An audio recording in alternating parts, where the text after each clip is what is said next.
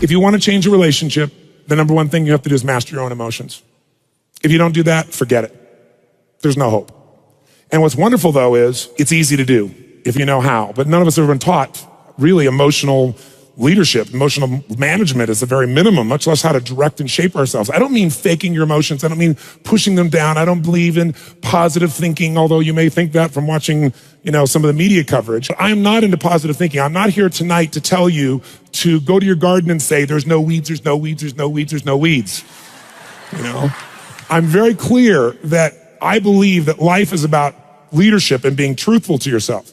And so I believe, number one, that the mandate for any great relationship and the mandate for anybody to lead their own life and not be a follower is you got to see things as they are, but not worse than they are.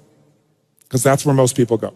That's where they go in relationship. That's why they start to tear it down. That's why the relationship starts to break down, because people get scared when it isn't working out, and then they make it worse than it is so they don't have to try. Because they don't want to try again and be disappointed. They don't want to feel that sense of rejection. They don't want to feel that sense of failure.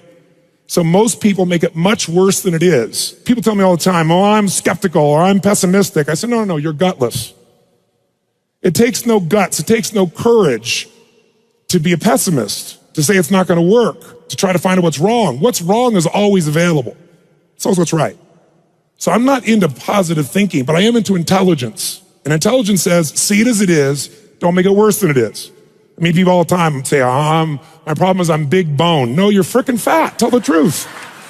What is this big bone story?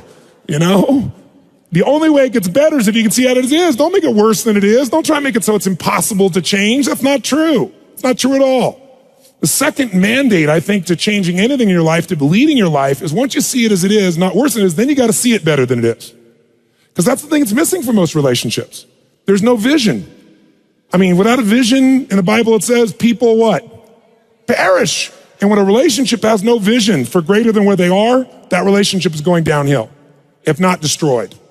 I believe that every relationship, every part of life, every part of a human being needs a compelling future.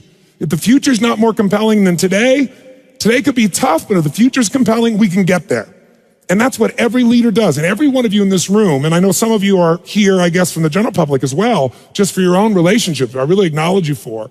But I know that you're from the military here, I know the therapists here, people from all walks of life, you're all leaders. What's your job? To lead. Your job is to help people see it as it is, not worse than it is. What's your job? Help them create a compelling future. See it better than it is, so there's a reason to give my all again. Otherwise, there's just no juice. There's no energy. Why? They'll go through the motions, complain with each other, not really believe it's going to work, and nothing will change. And then finally, the third step that we've all got to do if we're going to change our life or anybody else's is make it the way we see it. And that's where strategy comes in. I try to take things that are complex and make them as simple as possible. I've noticed most people in the psychological world try to make it as complex as humanly possible. Because it makes us feel so sophisticated when we can talk with all these complex words and elements and so forth, and we can really, we got our degrees and we're somebody. But you know what? That doesn't help anybody. So I look for a nickel word to get to the heart of something. I've tried to take something complex and make it simple so that people really will apply it.